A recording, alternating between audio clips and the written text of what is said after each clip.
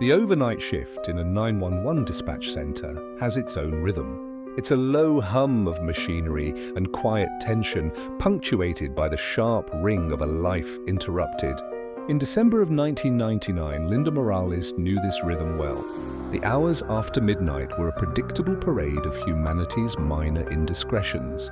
Drunk dials, accidental calls, arguments that sizzled out before a car could even arrive. It was routine. It was manageable. At 1:24 a.m., a new call broke the calm. Linda answered with the practiced, steady tone she had used thousands of times. 911, what's your emergency? The response was silence, but not emptiness. She could hear breathing on the other end. It was slow, labored, each inhale a painful rasp. She followed protocol, her voice a beacon in the dark. Is anyone there? Do you need help? More silence, then a sound, footsteps, faint and unsteady.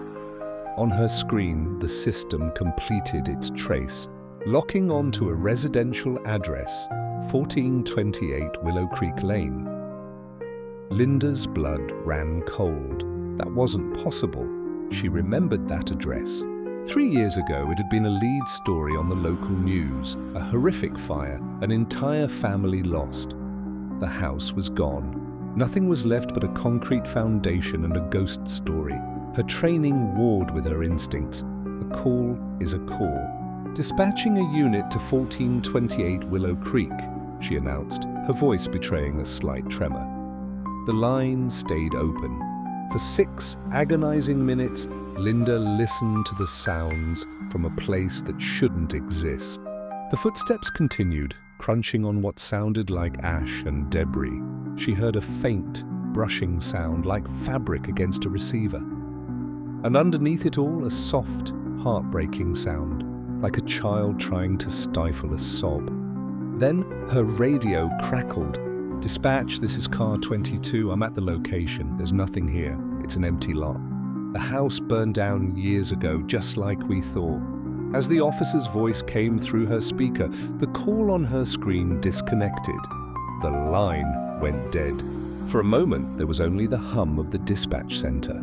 Then it returned. The screen flashed impossibly with the same number, her heart hammered against her ribs. She wanted to ignore it, to let it ring, but she couldn't. She answered. This time, there was no breathing, no footsteps. Just a single clear whisper that felt like ice in her veins. Why didn't you come sooner?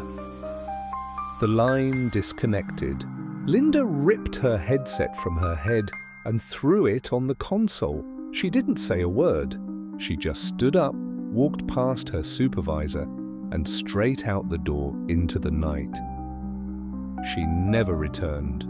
They say that to this day, Linda Morales refuses to answer a phone after midnight. Story: 2. The Grand Elm Ridge Hotel had stood in California since the 1940s. It wasn't luxurious, it wasn't famous. It was forgettable. That changed in August of 1996. A man checked into room 428 just before midnight. He paid cash, gave a valid ID, requested no wake-up call. Staff described him as polite but distant. He avoided eye contact.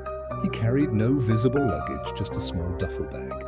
Security footage showed him entering room 428 at 12:47 a.m. That was the last time he was seen. The next morning, housekeeping knocked. No answer. By noon, management opened the door. The room was spotless. The bed was made, the bathroom unused. The duffel bag gone, but the man had never checked out. Security reviewed the tapes. At 3:09 a.m., the camera inside the hallway caught something strange. Inside room 428, the man suddenly sat straight up in bed. His eyes were open, wide, wasn't awake. Slowly, he turned his head toward the far corner of the room, a corner the camera could barely see. His lips began to move. There was no audio, but staff later said it looked like a conversation. Then his face changed. Fear, pure panic. He stood up, backed away, and screamed. The hallway lights flickered. The camera feed cut out for 6 seconds.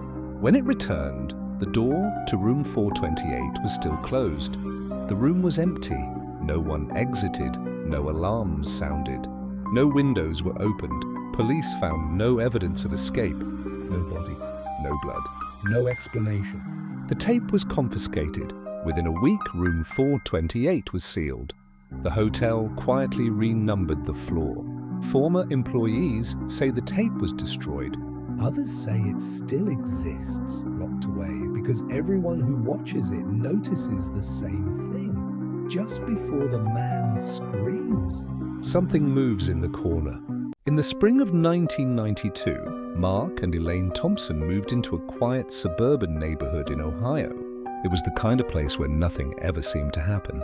Wide streets, identical houses, neighbors who waved but rarely spoke. They had just welcomed their first child, a baby boy named Daniel. Because money was tight, Mark bought a second-hand baby monitor from a local thrift store.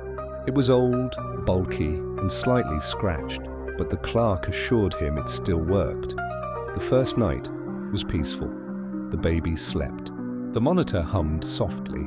Everything felt normal. The second night was different. At exactly 2:11 a.m., Elaine woke up to a sound coming from the receiver on her nightstand. At first, she thought it was static. Then she realized it was breathing, slow, deliberate, too close to the microphone. She nudged Mark awake. Before either of them could speak, a voice came through the monitor.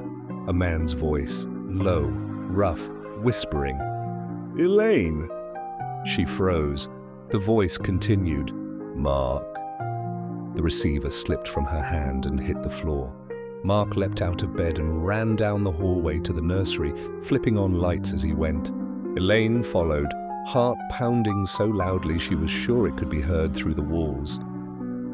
Daniel was asleep.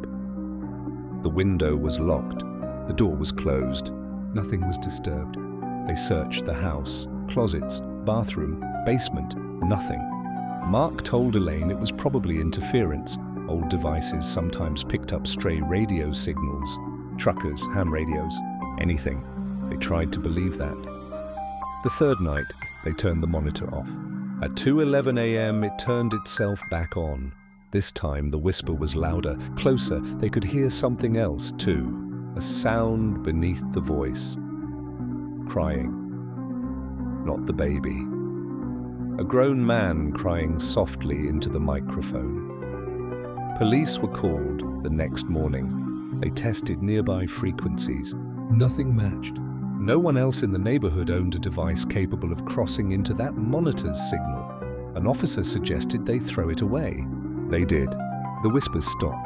Years later, long after they had moved away, Elaine admitted something she had never told her husband. Sometimes, late at night, when the house is completely silent, she still hears someone whisper her name.